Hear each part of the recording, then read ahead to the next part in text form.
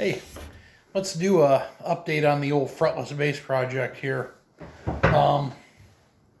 So here's the bass, where it's at so far, and the only thing I've done to it is I bolted the neck on, and I bolted these machine heads on.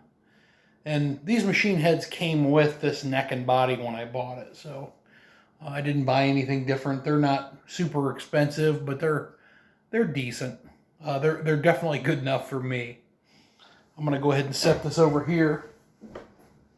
And I figured we would talk about the electronics, about the wiring diagram and the different things that are going to go into it. I've had some videos or some questions on my other video about PJ pickups, about what the wiring diagram was. And this bass is going to be wired the exact same way. So I took some time and drew up a wiring diagram, and I wanted to explain how you would do that. Let's say you had an idea for a certain wiring for a bass or a guitar. How would you come up with a diagram to put that in action? And the first thing I would say that you need to do is you need to define with a flow chart what you want to do. So that's what this is. So what you can see here is I have my P pickup and my J pickup written down. And for my P bass pickup, I want to go to a coil split. And then I want to go to a three-way switch. I want to do the same thing with my jazz bass pickup. I'm going to go to a three-way switch. Then I'm going to go to a volume. I'm going to have a tone in the circuit. And I'm going to have a jack. So now that I know, and I know this phone is in like a mirror mode, and I know that everything is written backwards, and I apologize for that. I don't know how to fix that. I'm not high tech enough to know how to make that work right, but you kind of get the idea, even though it's all backwards, that we need to write out a flow chart.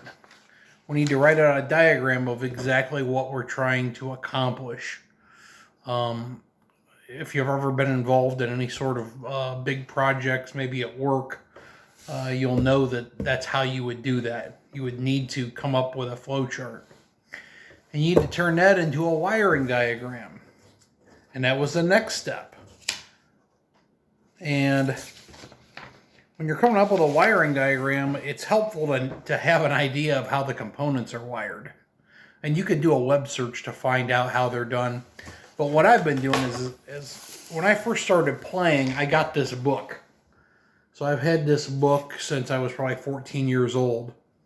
And in this book, it has a wiring diagram of how to wire in a coil split.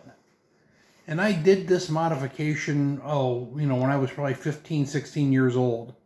I did this modification to my P bass. So I had a coil split on it for years. A lot of people don't like coil splits. They don't see what the use of them are, but I love them. I think it's a good way to add more tonal options to a precision bass. So you have some more sounds rather than just the muddy thump, which I like to call it, or the aggressive rock tone. The coil split adds a more of a refined or acoustic type of tone, and I really like them. So here's what I did: is I took that and I drew a wiring diagram, which I'm going to try to hold up here. And you can see how this is wired. So it starts off, we're going to start over here. So you've got your P bass pickup, and it's wired into the coil split. And from the coil split, it goes to a three-way switch. And here's my jazz pickup, and it goes over to the three-way switch. Of course, the other leg on the jazz pickup goes to ground. Same way with the one leg on the P bass pickup. And of course, that goes over to a volume knob right here, and a traditional tone knob circuit with a capacitor And your volume output goes, that says jack, so it goes down to the jack. So that's the wiring diagram that I'm going to use to wire up this bass. It's also the same wiring diagram that I used on my P bass. We'll talk a little bit about components, what electrical components to use, pickups and all those sorts of things.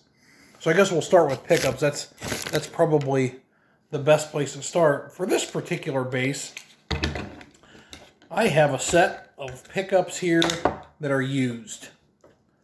These came off of an Ibanez bass. And they were about 5 years old. And I bought them off of eBay. And the reason I picked these particular pickups, for one thing, I like ceramic magnet pickups. It seems like they're hotter, typically. I don't really buy into the, a different magnet sounds a different way. But I will tell you that some magnets are stronger than others. And ceramic magnets, I think, are really a strong magnet. If you see a ceramic pickup and it has 2 ceramic magnets on each side of the poles, that's generally a decent pickup. If you see one with just a flat magnet, typically those are cheaper pickups. So that's a sign if you're looking at some used pickups. If you see pickups with 2 magnets, they're generally decent pickups. These P-bass pickups have 2 magnets as well. I've had several Ibanez basses over the years, and I've never been disappointed with their stock pickups. So I've always had good luck with them. And I got these things really cheap. Later on, if I don't like these, I can upgrade them. My other bass, I have DiMarzio Model P and J pickups. And those are really good pickups. Before that, at one other point, I had Seymour Duncan quarter pounders in it, just in the P-bass position.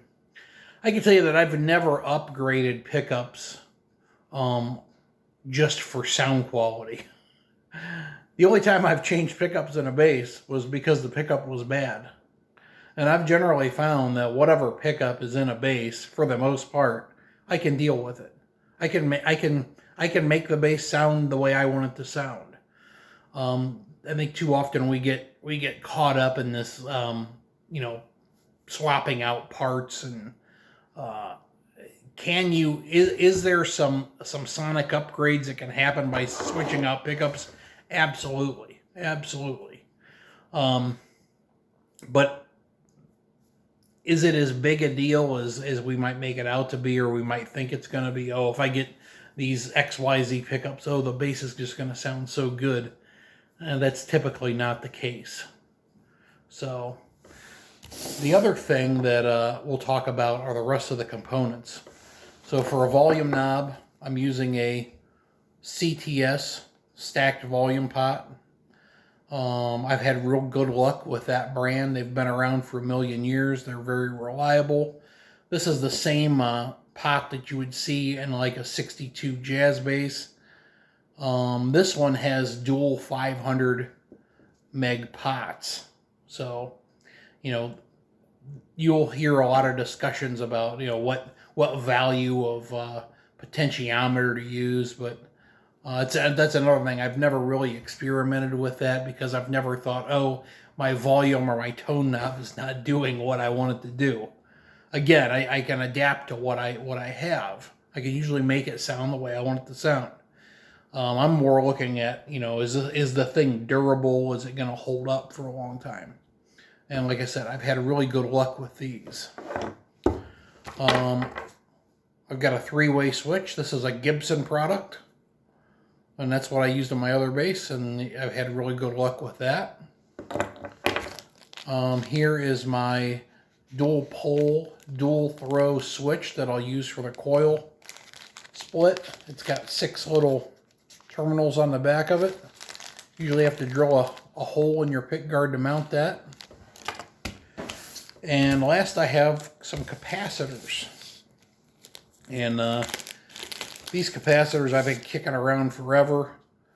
They're, what are they? They're 500 microfarad or something like that. I can't remember, or 0.05 microfarad, I think that's what they are. These things are ancient. You know, I bought them a long time ago. They're like some new old stock capacitors.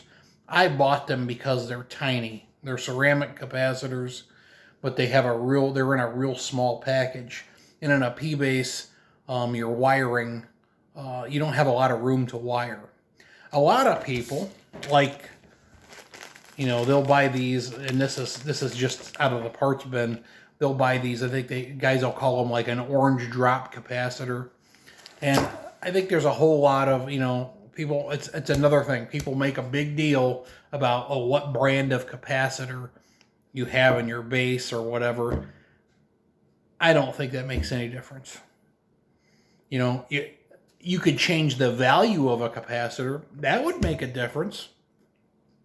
But changing the brand, I mean, if there was an audible difference, it would be very subtle.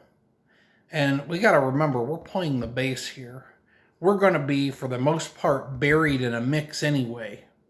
Any subtle change in our tone that a different brand of capacitor is going to make is not going to make a hill of beans worth of difference once we start playing with somebody else. That's just going to go away. But, I mean, and that is if you believe there is a difference, and I don't. And I have tested different capacitors and different brands of them, and I cannot tell a difference. So, you know, you may have better ears than I do, but I can't tell a difference. So those are the things we're going to do. The next time you see a video, we'll have this thing wired up, and maybe we'll be putting the bridge on it. So we'll see what happens. Thanks.